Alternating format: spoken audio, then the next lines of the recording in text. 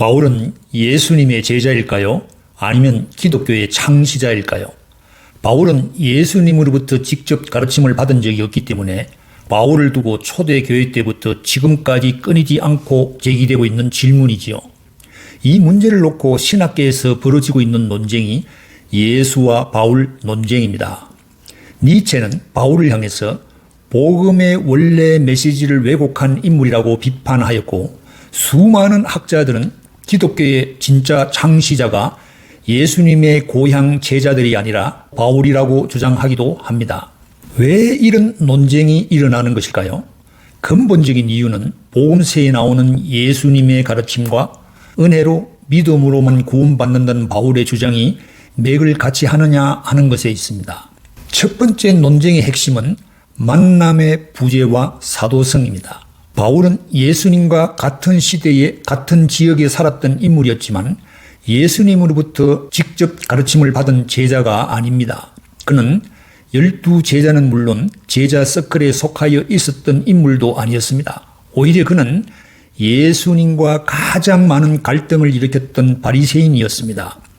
그래서 그는 예수님의 십자가 죽음 이후에 예수님을 추종하였던 초대교회 교인들을 죽이기까지 하였던 인물이었지요. 이렇게 교회를 핍박하고 박해하기 위해 다메섹까지 활동 범위를 넓혔던 인물이 바울이었습니다.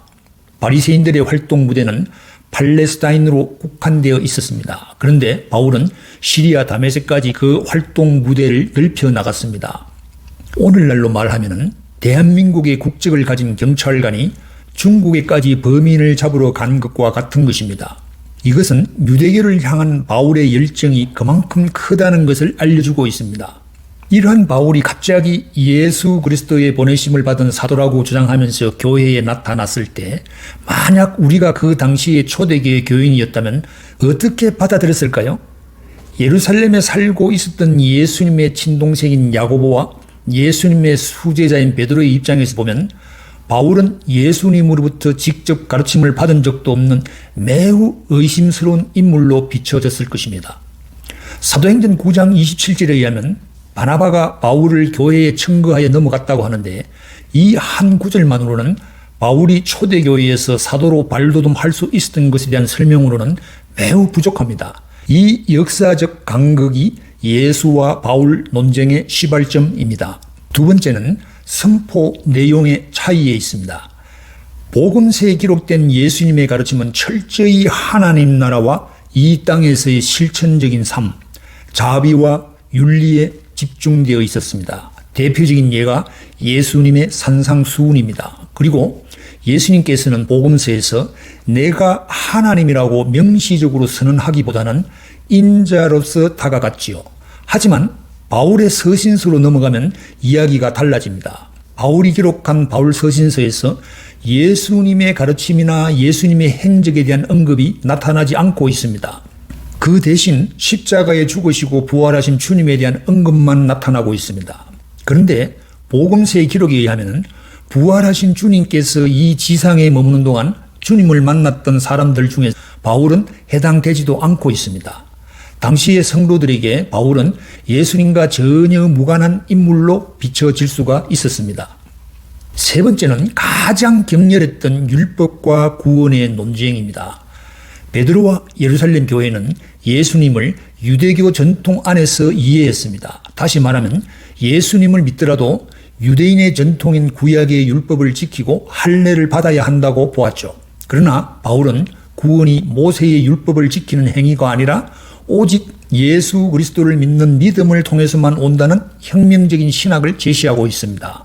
바울이 말하는 믿음으로 의롭다함을 받는 것과 관련하여서 예수님께서는 어떻게 말씀하셨을까요? 마태복음 7장 21절을 보면 나더러 주여 주여 하는 자마다 다 천국에 들어갈 것이 아니요 다만 하늘에 계신 내 아버지의 뜻대로 행하는 자라야 들어가리라 라고 말씀하고 있습니다. 사도 바울과 예수님이 상충되어 있는 것 같이 보입니다. 이러한 문제는 바울 서신을 연구하는 학자들 사이에서는 매우 중요한 논쟁의 대상이지만, 많은 성도님들이 바울 서신서를 읽을 때 별다른 자각 없이 놓치고 있는 부분이기도 합니다. 이 논쟁의 이슈가 우리가 믿는 신앙의 근간을 흔들 수 있을 정도로 기독교의 핵심 교리와 맞닿아 있기 때문에 무시하고 넘어갈 수 있는 사안은 아닙니다. 종교개혁의 선봉에 섰던 마르틴 루터가 로마서 1장 17절에서 영감을 얻어서 오직 믿음으로라는 오늘의 개신교의 핵심 교리가 탄생되었기 때문입니다.